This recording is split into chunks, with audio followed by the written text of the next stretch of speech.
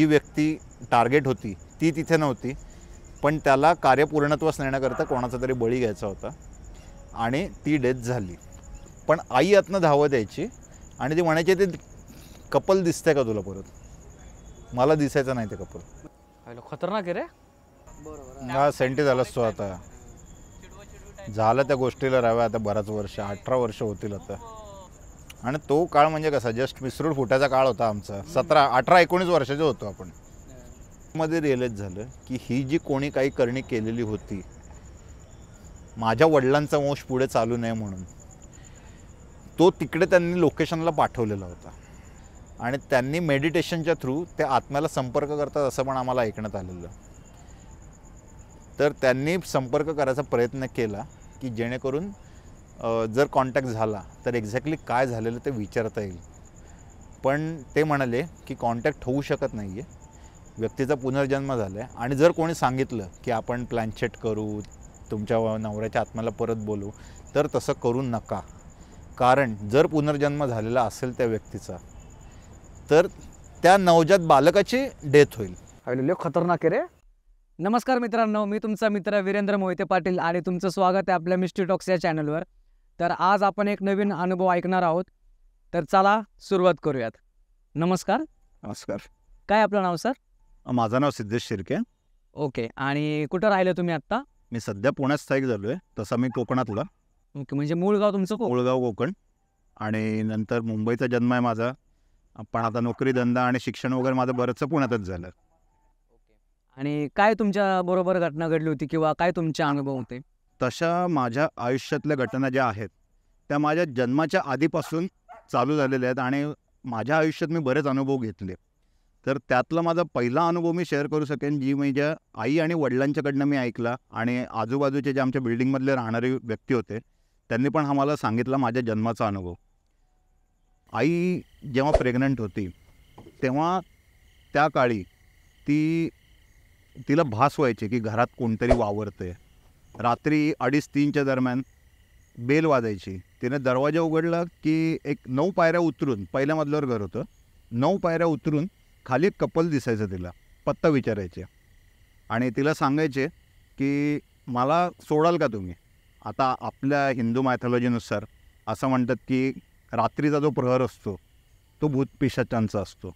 आणि 2:30 ते 3:30च्या दरम्यान हे सगळं घडायचं. आणि जेव्हा मी पोटात होतो त्यावेळेस माझा जन्म 88चा आहे, म्हणजे साधारण 87-88च्या दरम्यान असेल. आणि त्या काळी ते राहायला होते कोथरूडला. नवीनच डेव्हलप होत होता एरिया, आजूबाजूला वस्ती जास्त नव्हती. त्या तिथे 5 ते 6 पर्शियन मांजरी असायच्या. आमच्या घराच्या अवतीभोवतीच फिरायच्या. 88 साली पर्शियन मांजरी कोथरूड भागात मिळणं अशक्य आहे का? आणि त्या फक्त जायच्या माझ्या आईबाबांच्या अंगावर. बापरे. म्हणजे मांजरी कसे चिडले की केस उभे करतात, शेपटी उभी करतात आणि अंगावर जातात. पूर्ण ॲग्रेसिव्ह होऊन त्या खूप अग्रेसिव्ह होऊन. आणि साधारण तिने वर्णन केल्यानुसार त्यांचा साईज जवळपास 1.5 ते 2 फुटाचा होता पर्शियन मांजरीच्या.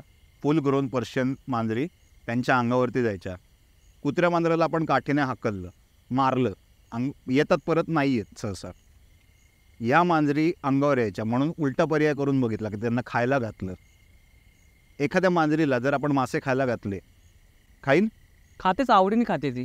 तोंड पण लावायच्या नाही त्या मांजरी. आणि त्याच्या आधी असं घडलेलं की माझ्या आईचे जवळपास 3 ॲबॉर्शन झालेले. आणि नशिबाने मी वाचलेलो. नशीब असं म्हणेन की हा सगळा इन्सिडन्स घडत असताना तिला रात्री अपरात्री कोणतरी येऊन बेल वाजवते, तुम्ही मला पत्ता सांगा म्हणते. अशा परिस्थितीत असताना एक दिवस रात्री 3:30 वाजता तिला लघवीला लागली. साधारण 8वा महिना होता, मार्चचा महिना होता. तिची ड्यू डेट दिलेली होती 18 मार्चची, म्हणजे 9 जस्ट लागणार होता. 9 महिने 9 दिवस पूर्ण होणार होते. ड्यू डेट दिलेली मार्चमधली. तिला लघवीला लागली. ती 3 वाजता गेली. 1 तास कोणती महिला लघवी करेल का? पॉसिबलच नाही. 1 तास ती लघवी करत होती. आणि त्याच्यानंतर जेव्हा ती बाहेर आली तेव्हा वडील पण एवढा वेळ का पाण्याचा आवाज होता म्हणून जागे झालेले होते. त्यांना विचारलं काय झालं, बघतं तर तिचं पोट पूर्ण गायब झालेलं होतं. गायब म्हणजे काय? गायब म्हणजे पूर्ण फ्लॅट झालेलं होतं. 8व्या महिन्याचं पोट दिसत नव्हतं. बापरे, म्हणजे एकदम फ्लॅट झालेलं होतं. आणि मी जवळपास जन्मलो त्यावेळेस मी जवळपास 10 ते 11 पाऊंडाचा होतो. हेवीएस्ट होतो. लोकांना असं वाटत होतं की हिला जुळं होतंय की काय.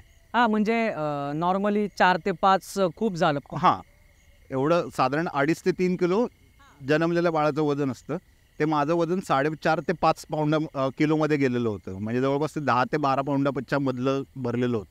लोकांना वाटत होतं की जुळे आहेत की काय, आणि तेवढं पोट गायब झालेलं होतं. आईने यामध्ये फक्त एकच काम केलं. आजीने तिला स्वामी समर्थांचा फोटो दिलेला, मठातनं आणलेला.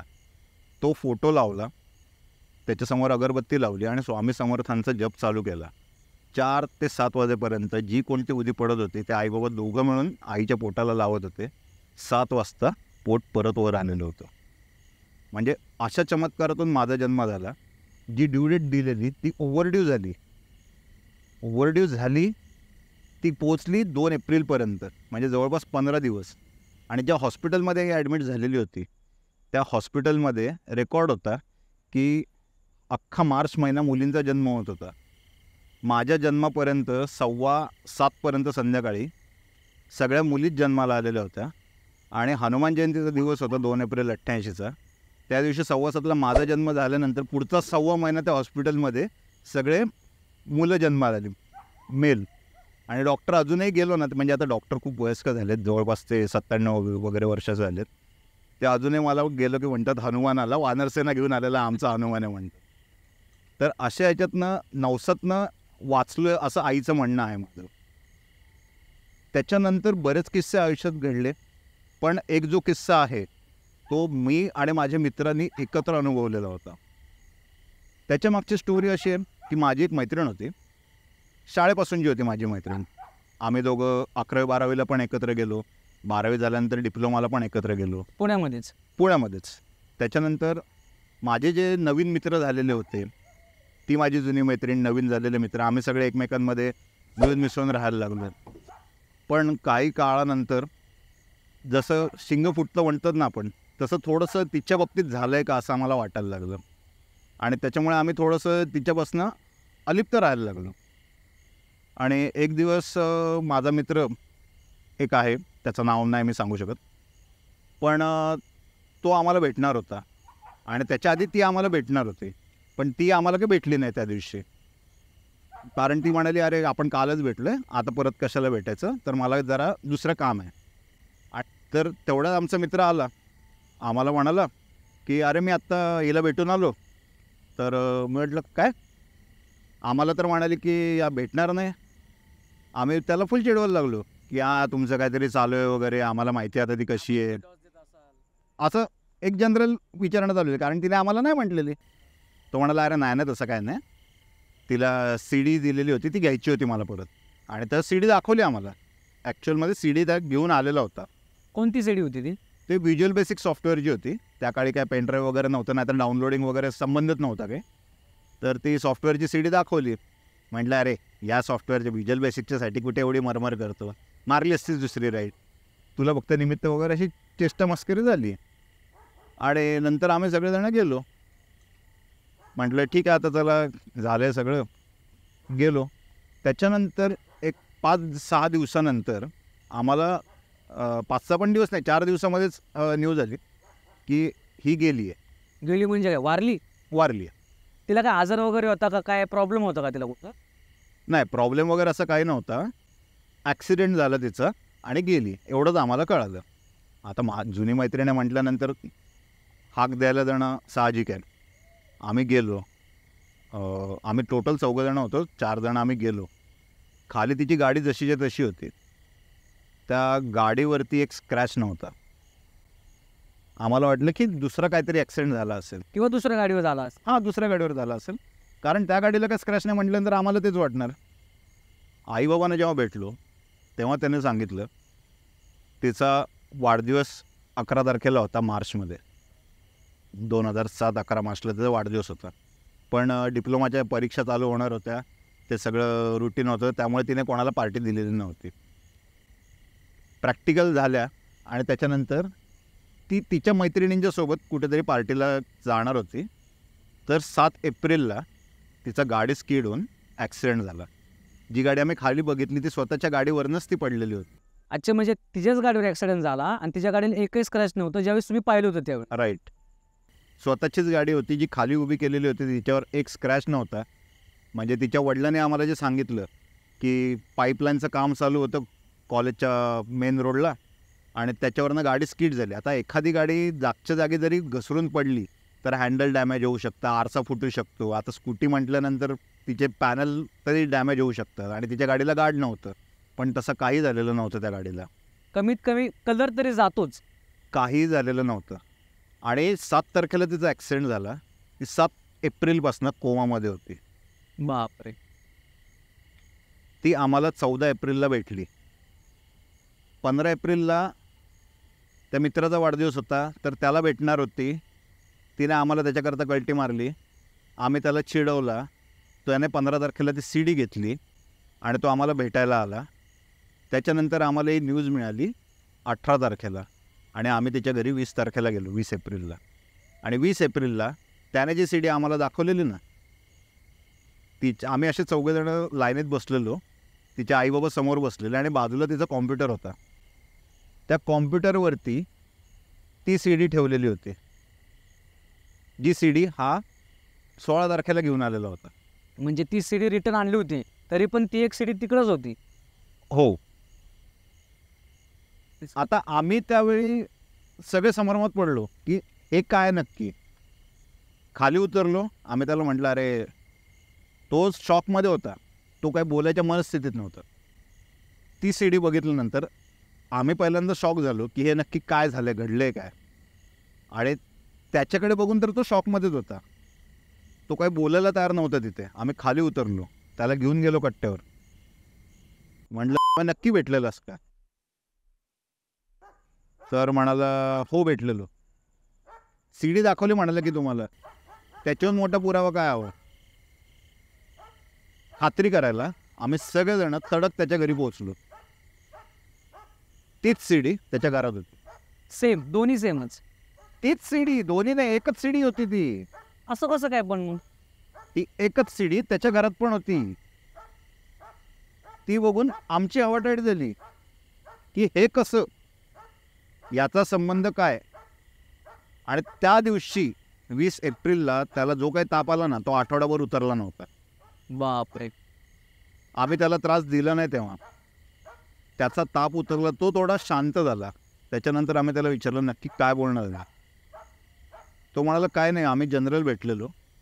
त्याच्याकडे होती RX 100 आणि गाडीला आरसे लावायची पद्धत नाही. त्याची स्टाईल काय, RX 100चा जो क्रोम असतो ना, त्याचे आरसे म्हणून वापरायचे. अच्छा, त्याचं रिफ्लेक्शन. हां. आणि युजली असं म्हणतात की भूत प्रेत जे असतात त्या आरशामध्ये दिसत नाहीत.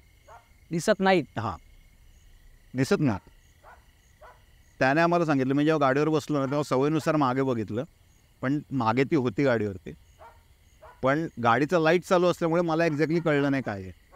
तिच्या गाडीचा हेडलाईट दिसत होता मला. मी निघालो आणि निघताना ती मला बोललेली फक्त की हां हे बघ, माझ्या अंगावर अजूनही काटा येतोय की तुम्ही समजता तशी मी नाही आहे, माझं फ्युचर खूप ब्राईट आहे. हे तिचं शेवटचं वाक्य तिने त्याला सांगितलं. नंतर त्या दोघांनी बाय म्हणून ते निघालं. अच्छा, म्हणजे एकंदरीत या स्टोरीमध्ये असं किंवा या अनुभवात असं आहे की त्याला ती भेटण्याच्या अगोदरच वारली होती. कोमात होती ती. त्यावेळेस ती कोमात होती. कोमात होती. ती गेली 18 तारखेला आणि त्या दिवशी आम्हाला कळालं, पण आम्ही जाऊ शकलो नाही. 18 एप्रिलला ती गेली, पण तो अख्खा टाईम स्पॅन कोमात होती. याच्यानंतर तरी आम्हाला विश्वास बसला नाही की काहीतरी डेटची टाईमलाईनमध्ये गडबड झाली असेल. म्हणून मी आणि माझा अजून एक मित्र ज्याच्यासोबत हा घडला किस्सा, त्याला न सांगता, कारण तो ऑलरेडी पॅनिक झालेला होता. नंतर आम्ही तिच्या आईवडिलांना जाऊन भेटलो. आम्ही त्यांना विचारलं की बाबा हे कसं झालं. सॉरी आहे मी तुला सांगत नाही, पण मी आणि गेलेलो त्यांच्याकडे. नाही सिरियसली, याला आत्ताच कळत असेल. बर. हे याला माहिती नाही आहे. याला मी आत्ता सांगतोय की आम्ही हा किस्सा व्हॅलिडेट करायला की एक्झॅक्टली काय झालं असेल म्हणून आम्ही तिच्या आईवडिलांना भेटायला गेलो 1 महिन्यानंतर परत. म्हणजे सगळं विधी वगैरे झाले. सगळं झाल्यानंतर मे महिन्यामध्ये आम्ही त्याच्या आईवडिलांना भेटायला गेलो. त्यांना सांगितलं की काका असं असं आमच्यासोबत घडलं आहे, आम्हाला एक्झॅक्ट टाईमलाईन दाखवाल का की कधी काय झालं. त्यांनी पोलीस रिपोर्टची कॉपी दिली, 6 तारखेला ॲक्सिडेंट झालेल्याची. 6 ते 18 तारखेचं हॉस्पिटलचं बिल दिलं, सह्याद्रीला ॲडमिट होते. ते बिल दिलं त्यांनी. ते म्हणाले याच्यापेक्षा मोठा पुरावा तुला अजून काय हवा. आणि जी डेथ झाली तिची 18 तारखेची, ते डेथ सर्टिफिकेटसुद्धा दाखवलं. कारण डेथ झाल्यानंतर गेट पास दिल्याशिवाय वैकुंठमध्ये एंट्री मिळत नाही आपल्याकडे कुठे अंतिम संस्कार करायला. स्मशान दाखला द्यावा लागतो. तो 18 तारखेचा दाखला दिला. 18 तारखेची टायमिंग होतं तिचं, संध्याकाळचं साधारण 5 का 6च्या दरम्यानचं टायमिंग होतं. की व्हेंटिलेटरवर होते. डॉक्टरांनी सांगितलेलं त्यांना की होप सोडून द्या, आता व्हेंटिलेटर काढा. हिचं ब्रेन हॅमरेज झालं, पूर्ण ब्रेनमध्ये ब्लड फ्लो झाला आहे, याच्यातनं आपण रिकवर करू शकत नाही हिला. आणि डोक्यावरतीच मार लागलेला होता. असं झालेलं असताना तुम्ही कसं काय म्हणू शकता, उलटे ते आमच्यावरती उफडले की तुम्ही कसं काय म्हणू शकता की तुम्हाला भेटली. आता आम्हाला तर काय माहीत नव्हतं की असं काही घडणार आहे.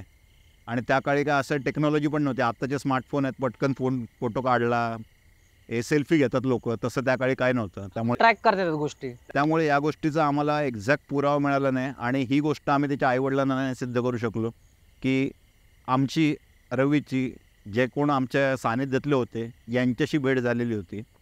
आणि त्याच्यानंतर बरोबर वर्षभराने अजून एक मित्र होता आमचा, त्याला हे माहीत नव्हतं गोष्ट. आणि तो कॉलेजमध्ये होता तिच्यासोबत. मी कॉलेज सोडलेलं डिप्लोमाचं, तो तिच्यासोबत होता. आणि त्या टाईमस्पॅनमध्ये त्याला ती भेटलेली होती एकदा कॉलेजमध्ये वर्गात. आता हे नवलच म्हणायला लागेल आपल्याला की आमच्या सानिध्यातल्या आमच्या लोकांचं चक्रावणारं असू शकतं, पण वर्षभरानंतर डिप्लोमा झाल्यानंतर तो मला भेटतो आहे. आणि त्यालासुद्धा रिअलाईज होते की त्या टाईमस्पॅनमध्ये त्याला पण भेटली होती. बरोबर. आता याच्या पुढचा अजून एक माझा अनुभव सांगतो, जिथे माझ्या आयुष्याची सायकल कंप्लीट होते. मग आता ह्याच्यामध्ये मला तुम्हाला एक विचारायचं आहे की ती सगळी दिसली. आता तुमचं म्हणणं असं आहे की ती गेल्यानंतर किंवा ती त्या कोमाच्या पिरियडमध्ये असतानाही तुम्हाला दिसली बाहेर. बरोबर. मग त्याच्यानंतर ती जी डेट वगैरे झाली, मग त्याच्यानंतर परत ती काय दिसली कोणाला किंवा काय प्रॉब्लेम वगैरे झाले का त्याच्यानंतर परत? त्याच्यानंतर ती परत कोणालाच दिसलं नाही.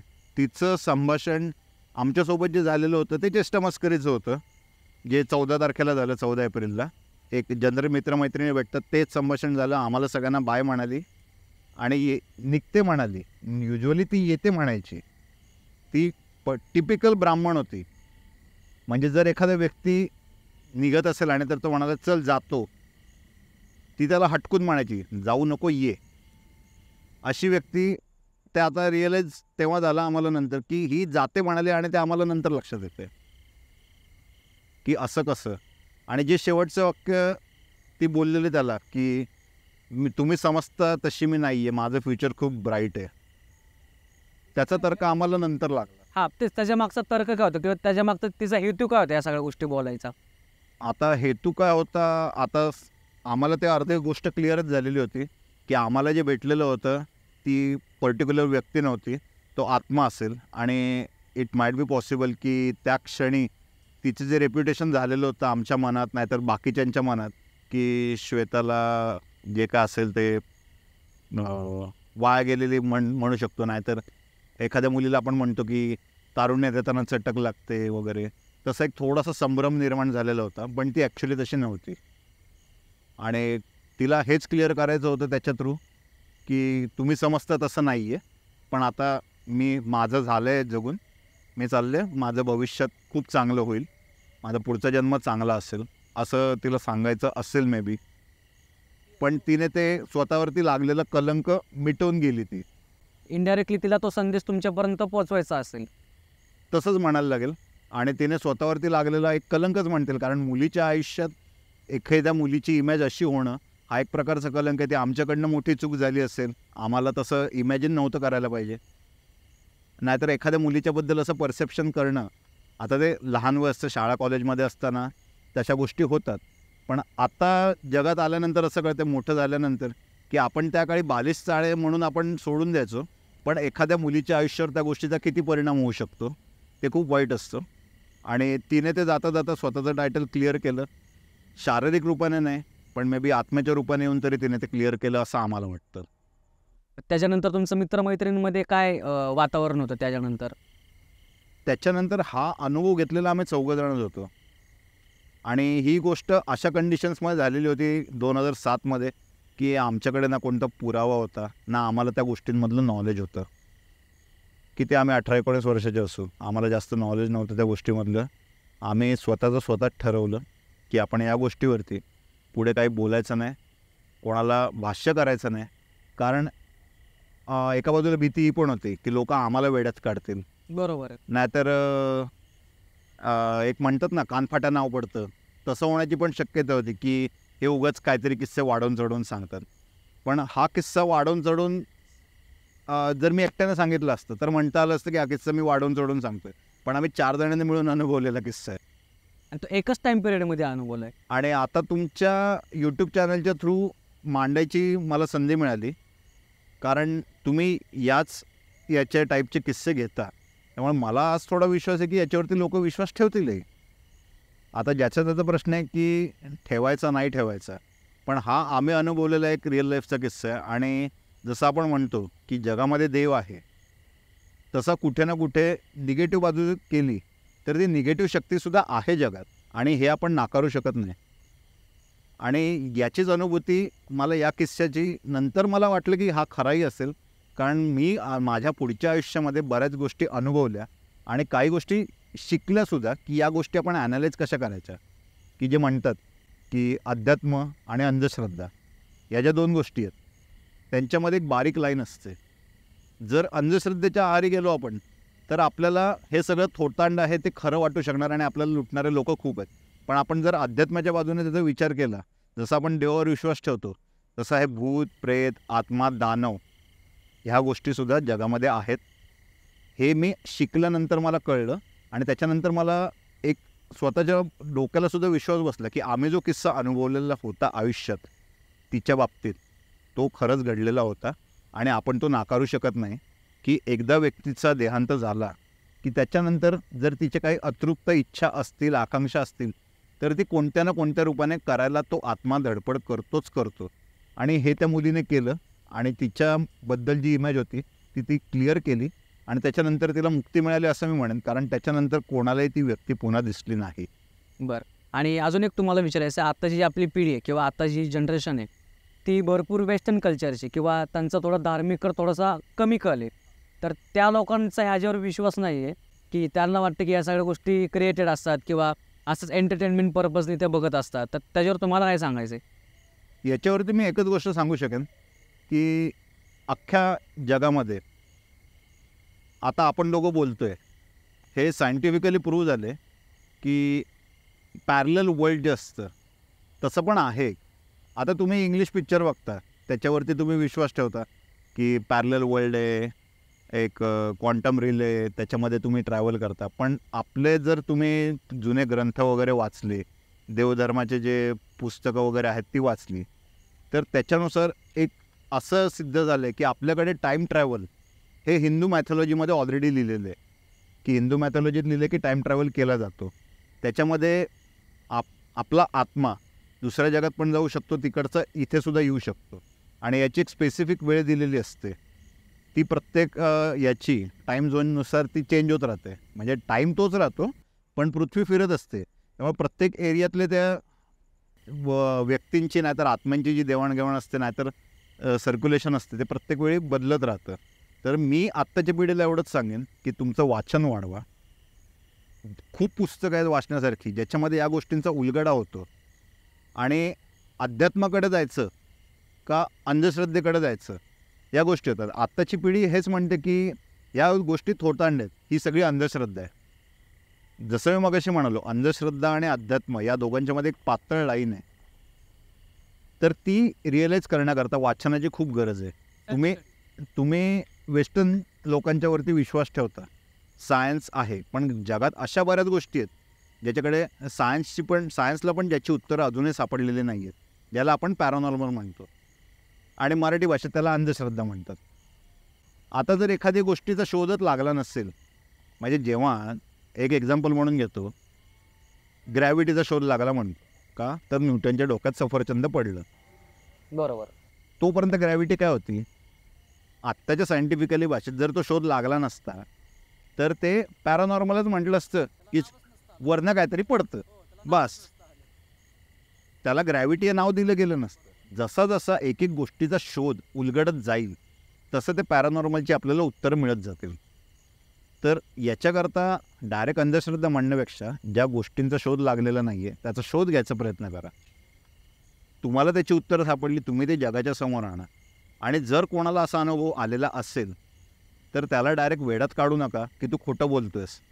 काय माहीत भविष्यात जाऊन तुम्हाला जर तसा अनुभव आला. ॲटलिस्ट ऐकून तरी घेतलं पाहिजे. आणि जे तुम्ही पहिलं सांगितलं होतं तुमचं जी सायकल कंप्लीट करायची, तो पुढं कंटिन्यू काय झाला किस्सा तो? 2007 हे झाल्यानंतर मला पर्सनली वेगळे अनुभव यायला लागले थोडे. माझं करिअरमध्ये मला अडथळे यायला लागले सगळे. मला शिक्षण सोडायला लागलं. नंतर मी मिळेल ते नोकरी करायला लागलो. त्याच्यानंतर आई जे सांगत होती ना की तिला मांजरं दिसायची, ही जवळपास 20 वर्षानंतर आमच्या घरामध्ये परत यायला लागली.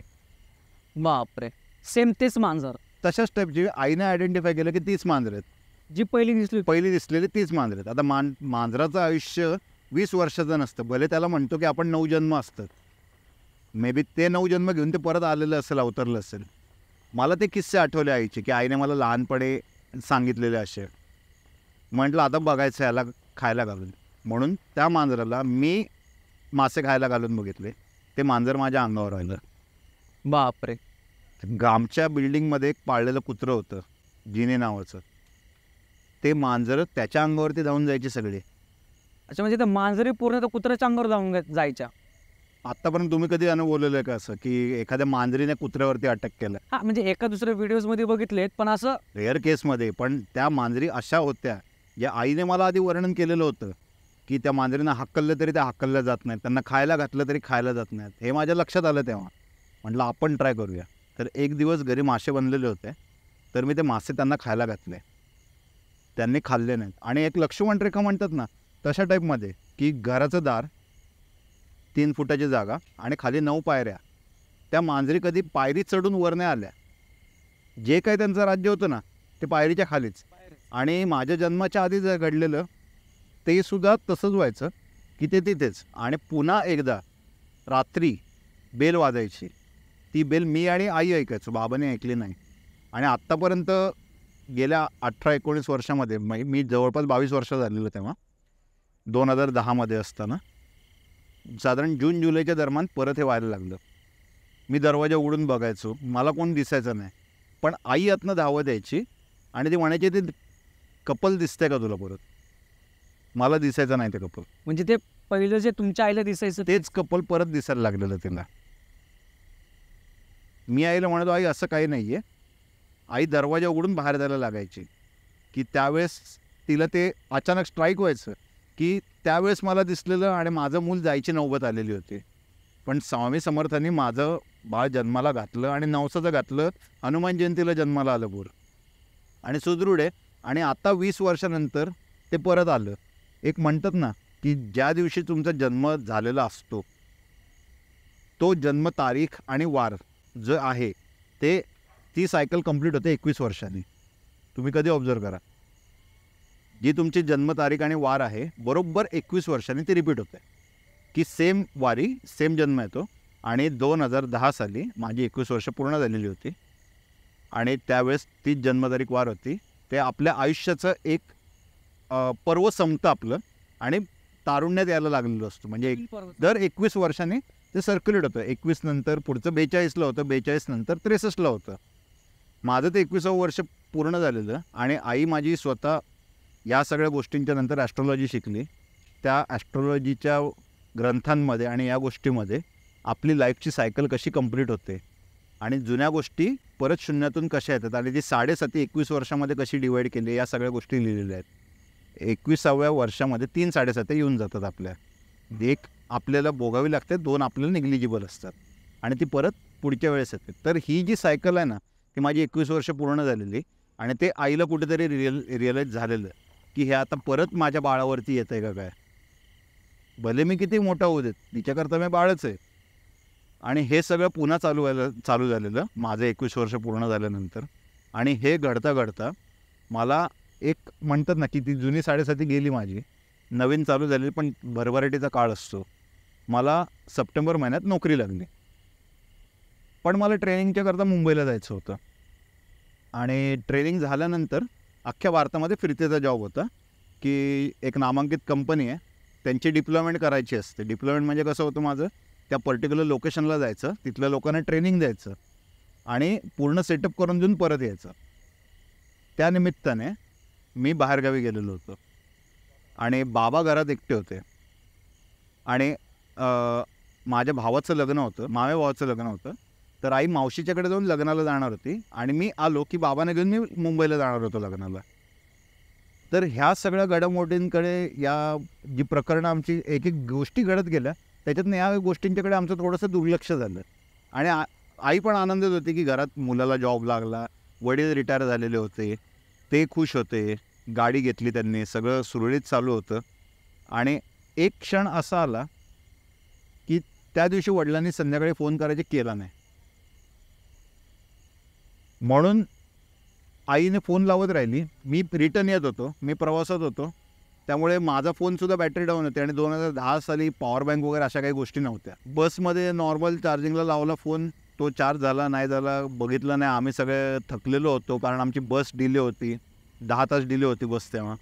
आणि या सगळ्या घडामोडींमध्ये माझा आणि आईचा त्या दिवशी कॉन्टॅक्ट नाही झाला. दुसऱ्या दिवशी सकाळी आम्ही अहमदाबादला उतरलो, ट्रेनमध्ये बसलो आणि ट्रेन निघाली आणि आईचा मला 8:30 वाजता फोन आला की बाबा गेले. बापरे. त्या मनस्थितीत मी नव्हतो कारण ट्रेन निघालेली होती, ट्रेन सोडू शकत नव्हतो कारण तिकीट मिळेल का नाही, जरी मी सुरतला उतरलो फ्लाईटचं तिकीट मिळेल का नाही मला गॅरंटी नव्हती. आलो मी रात्री 10 वाजता आलो. मित्रांचे माझ्या खूप मदत झाली त्यावेळेस कारण आईचा जो डाऊट होता तो माझा पक्का झाला की घरच्यांपैकीच कोणीतरी हे करते. कारण वडील जेव्हा गेले होते त्यावेळेस माझ्या सख्यांपैकी कोण पुढे आला नाही मदतीला. जे काही केलं ते माझ्या मित्रांनीच केलं. जी 4 टाळकी इथे होती तो माझा मित्रपरिवार 2007 ते 10 खूप वाढलेला होता. हा माझ्यासोबत आत्ताही उभा आहे, बाकीचे मित्रसुद्धा आत्ताही उभे आहेत. पण त्या सगळ्या मित्रपरिवाराने सगळं केलं. वडिलांचे अंत्यसंस्कार झाले, सगळं झालं, 13वं झालं. त्याच्यानंतर आईने मी शांत बसून एक एक लिंक लावायचा प्रयत्न केला. त्याच्यामध्ये रिअलाईज झालं की ही जी कोणी काही करणी केलेली होती माझ्या वडिलांचा वंश पुढे चालू नये म्हणून, तो तिकडे त्यांनी लोकेशनला पाठवलेला होता. त्या लोकेशनला एक टाईमलाईन दिलेली होती. त्या जे कोण पाठवलं होतं, काय त्याला पिशाच्च म्हणाल, काय म्हणाल, काय म्हणू शकतं, त्याला त्या लोकेशनला पाठवलेलं होतं. ते पिशाच्च असं असतं की त्याला बळी देतात आणि हे काम पूर्णत्वास नाही सांगतात. काम पूर्णत्वास गेलं की तुला बळी मिळणार आणि त्याला ड्युरेशन दिलेली असते 6 महिन्याची असं म्हणतात. मला आता ते अभ्यास केल्यानंतर कळलं, ते नंतर सांगेन मी. पण त्याची जी ड्युरेशन होती, आम्हाला जी व्यक्ती दिसायला लागली तेव्हापासून नोव्हेंबरपर्यंत 6 महिन्याचा स्पॅन होता. एप्रिलपासून नोव्हेंबरपर्यंत 6 महिन्याचा स्पॅन होतो. त्याला 6 महिन्याची डेडलाईन होती आणि वडिलांची डेथ झाली 29 नोव्हेंबरला, जी संपणार होती मुदत त्याची. आणि त्यावेळेस जी व्यक्ती टार्गेट होती ती तिथे नव्हती, पण त्याला कार्यपूर्णत्वास नेण्याकरता कोणाचा तरी बळी घ्यायचा होता आणि ती डेथ झाली. तुमचे वडील तिथं वडील तिथे सापडले. पण हे का केलं आणि कशामुळे केलं हे माहीत पडलं का? नाही, कोणी केलं हे तरी माहीत पडलं नाही. आता याच्यामध्ये 2 सिनारिओ असे झाले की काही लोक म्हणत होते की हार्ट अटॅकने डेथ झाली असेल, घरात एकटे बीपीचा त्रास होता. त्याकरता डेथचं एक्झॅक्ट कारण कळायला आईने पोस्टमॉर्टम करायला लावला. पोस्टमॉर्टममध्ये रिपोर्ट आला एक्सेस ब्लिडिंगने डेथ झाली. जेव्हा पडले माझे वडील, आता त्यांच्यावर अटॅक झाला का ते स्वतःच पडले ते कळलं नाही पोस्टमॉर्टममध्ये, की चक्कर येऊन पडले, शुगर वगैरे काय लो झाले नव्हते कारण डिटेक्ट होणारच नव्हतं कारण एक ब्लिडिंग झालेलं. पडले तेव्हा त्यांचा चष्मा इथं नाकात घुसला आणि इकडची वेन कट होऊन अख्खं ब्लिडिंग झालेलं होतं. घरात चोरी झाली काय झाली असं काही प्रकरण नव्हतं. फक्त एक होता, एक पोस्टमॉर्टममध्ये डाऊटफुल केस होती की छातीवरती बुक्की मारतात तसा लाल मार्क होता. पण जर कोणी बुक्की मारली असेल तर तो इम्पॅक्ट जो असतो ना तो बॉडीवरती उठतो. एक्सटर्नल इम्पॅक्ट नो लिहिलेलं त्याच्यात. पण मार्क तर होता ना त्याच्यावर? मार्क होता पण तो मार्क एक्सटर्नल इम्पॅक्टचा नव्हता. मग तो ऑटोमॅटिक आला कुठून? बरोबर. हा एक अनसॉल्ड मिस्ट्री होती, ज्याचं उत्तर पोलीस पण नाही देऊ शकले. कारण त्यांच्याकडे सिनॉप्सिसमध्ये पोस्टमॉर्टममध्ये असं झालेलं नाही आहे की काही इंजेक्ट झालं आहे त्यांना, नाहीतर फूड पॉयझनिंग झाले की ज्याच्यामुळे बॉडीवरती रॅश येऊ शकतो, हे पण काय सापडलं नाही. जर तसं झालं असतं तर ते विचार केला असता की घरात चोरी नाही झाली, घरात कोणी अटॅक नाही केला, मग तो मार्क आला कुठून. आणि जर एखाद्याला मारलं कोणी आणि जर डेथ झाली तर ते डायग्नोसिसमध्ये पोस्टमॉर्टममध्ये कळतं की एखाद्याने बळजबरी जरी केली आणि हात धरला असेल तर हाताच्या वेळ हातावरती त्या बॉडीच्या येतात. तसंही काय झालं नाही. आणि ह्या सगळ्या गोष्टीमधनं आईला सावरायला जवळपास 3 ते 4 वर्ष गेली. बापरे. म्हणजे पूर्ण फॅमिलीवरच ती सिच्युएशन आली. पूर्ण फॅमिली म्हणजे आई वडील आणि मीच होतो. तसे माझं जन्माच्या आधीच माझी आजी वगैरे तर सोडून गेलेलेच होते, तर ती गोष्ट वेगळी, मी त्यांना कधी कोसत नाही. पण हे किस्से घडल्यानंतर एक कुठेतरी वाटलं, मी एक किस्सा आधीचा घडलेला होता आयुष्यात आमच्या, तो विषय तिथेच सोडून दिलेला आणि आम्ही तो स्टॉप करायचं ठरवलेलं की याच्यावर चर्चा करायची नाही. पण त्याच्यानंतर आयुष्यात असं घडल्यानंतर थोडंसं माझं माइंड फिरायला लागलं की एक्झॅक्टली हे असतं काय, हे होतं काय. आणि त्याच्यातनं मी वाचन चालू करत गेलो आणि बऱ्याचशा गोष्टींचा उलगडा करायला लागलो मी स्वतः. आणि का तर आईची अवस्था मला बघवत नव्हती. ती कर्मकांड करणाऱ्या लोकांच्या पण मागे आहारी जायला लागली. काही लोकांनी तिला लाख रुपये मागितले की कोणीतरी मूठ मारली आहे, हे केले ते केले, मग ते गावाला जाऊन उतरवायला लागेल, नाहीतर बकरं कापायला लागेल, बळी द्यायला लागेल. आईला म्हटलं असलं काय करू नकोस. प्रत्येक गोष्टीच्या मागे काहीतरी कारण असतं, आपण ते कारण शोधायचा प्रयत्न करू. म्हणून डॉक्टर वर्तक म्हणून एक जण आहेत, त्यांच्याकडे गेलो. ते मेडिटेशनच्या थ्रू ट्रॅव्हल करतात आणि ते पहिले वैज्ञानिक आहेत आणि डॉक्टर आहेत की जे मेडिटेशनच्या थ्रू मंगळावरती गेलेले आणि मंगळावरती पाण्याचे अंश आहेत हे त्यांनी सांगितलेलं होतं. आता ते डॉक्टर हयात नाही आहेत, ते आता गेले. पण नासाने जेव्हा मंगळयान सोडलं त्यांचं मंगळावरती पाणी ऐकाने शोधायला, आणि त्यांना जेव्हा जे सापडलं तेव्हा नासाने त्यांना इन्व्हाइट केलेलं होतं. त्या डॉक्टरांच्याकडे आम्ही गेलो आणि त्यांनी मेडिटेशनच्या थ्रू त्या आत्म्याला संपर्क करतात असं पण आम्हाला ऐकण्यात आलेलं. तर त्यांनी संपर्क करायचा प्रयत्न केला की जेणेकरून जर कॉन्टॅक्ट झाला तर एक्झॅक्टली काय झालेलं ते विचारता येईल. पण ते म्हणाले की कॉन्टॅक्ट होऊ शकत नाही आहे, व्यक्तीचा पुनर्जन्म झाला आहे. आणि जर कोणी सांगितलं की आपण प्लॅनचेट करू, तुमच्या नवऱ्याच्या आत्म्याला परत बोलू, तर तसं करू नका. कारण जर पुनर्जन्म झालेला असेल त्या व्यक्तीचा तर त्या नवजात बालकाची डेथ होईल. कारण पुनर्जन्म जरी 2 वर्षाने झाला असेल तरी आम्ही 3.5 वर्षानंतर गेलेलो, ते लहान बाळ 1.5 वर्षाचं असेल, त्या निष्पाप जीवाचं कशाला बरं वाईट करायचं. म्हणून आम्ही तिथे तो विषय ड्रॉप केला आणि आईला म्हटलं तुझ्याच सरांच्या थ्रू तुला उत्तर मिळालेलं आहे, हा विषय आत्ता आपण इथेच सोडून देऊ. तुला जर पाहिजे तर मी या गोष्टी शिकतो आणि आपण नंतर आपल्याला काय शोधता येईल ते बघू. पण माझ्या मनाला एक बरं वाटलं की आईने त्या क्षणी ते ऐकलं आणि तो विषय तिथेच ड्रॉप केला. नाहीतर ह्या गोष्टी अशा असतात ना की एखाद्याची मानसिक स्थिती बिघडली ना की तो वाहवत जाऊन एक्स्ट्रीम लेवलला जाऊन स्वतःचा पण मृत्यू ओढवून घेऊ शकतो. बरोबर आहे. ते मला होऊ द्यायचं नव्हतं आणि ते मी थांबवायला यशस्वी झालो याचा मला पूर्ण अभिमान आहे आणि मला खूप बरं वाटतं आहे. आणि त्याच्यानंतर मी काही गोष्टी शिकलो ज्याच्यामुळे बऱ्याच लोकांना मदत करतो आहे. आणि या गोष्टी कधी सायकोलॉजिकल असतात, कधी ॲक्च्युअल असतात, ते बायफर्केट करून मी लोकांना मदत करायचा प्रयत्न करतो आहे याच्यातून. बरं, मग तुमच्या वडिलांची ज्या प्रकारे डेथ झाली, मग त्याचं काय गूढ माहीत पडलं का? ते गूढ आम्ही माहीत करायचा प्रयत्न नाही केला, कारण आम्ही ज्यावेळी प्रयत्न केलेला त्यावेळेस आम्ही जास्त गुंतत चाललेलो होतात. आणि एक ते चक्रव्यूह टाईपमध्ये मला वाटायला लागलं की आपण अजून आतमध्ये गेलो तर याच्यातनं बाहेर यायचा मार्ग नाही आहे. कारण मी काही उदाहरणं अशी बघितलीत की ते त्याच्या आहारी जातात आणि नंतर अध्यात्माची साथ सोडून कर्मकांडाच्या मागे जातात आणि नको त्या लेवलपर्यंत पोहोचू शकतात. म्हणजे काही लोक नरवळीवरपर्यंत वगैरे पण गेलेली मी ऐकलेत. आता त्यात तथ्य किती, कोणी काय केलं ते मला माहीत नाही, पण एक मनात भीती असते की आपण त्या लेवलला जाऊ नये. म्हणून मला लिमिट घालून मी ते थांबवायचा प्रयत्न केला आणि ते थांबवायला मला यश मिळालं की आपण हे शोधायला जास्त पुढे जायचं नाही. तर हे होते तुमचे पूर्ण अनुभव तर माझे नक्कीच खूप आहेत, पण सगळे मी जर सांगायला बसलो तर आपल्याला रात्र कमी पडू शकेल. नाही, आता आपण तुमचे ते बाकीचेही अनुभव कव्हर करूयात. नक्कीच. आता सध्या आपण इकडंच थांबूयात. टाईमही खूप झालेला आहे. नक्की. तर मित्रांनो, हे होते सिद्धेश सरांसोबत घडलेले अनुभव, त्यांच्यासोबत घडलेले अनुभव आणि ह्या गोष्टी त्यांच्या फॅमिलीपर्यंत आल्या होत्या. त्यांचा वडिलांचाही याच्यामध्ये मृत्यू झाला. पण एवढं चांगलं वाटतं की सरांनी याच्यामध्ये डीपली अभ्यास केला आणि काय नाही केलं पाहिजे हे त्यांना कळलं आणि ते त्यातनं लवकरात लवकर बाहेर पडले. आणि ह्या सगळ्या गोष्टींचा अभ्यास करत असताना त्यांनी खूप नॉलेज घेतलं, सेल्फ स्टडी खूप केला. तर तुम्हाला पण काही प्रश्न असतील तर नक्की तुम्ही कमेंट करून विचारा. आम्ही नक्की त्याच्यावर उत्तर देण्याचा प्रयत्न करू. धन्यवाद.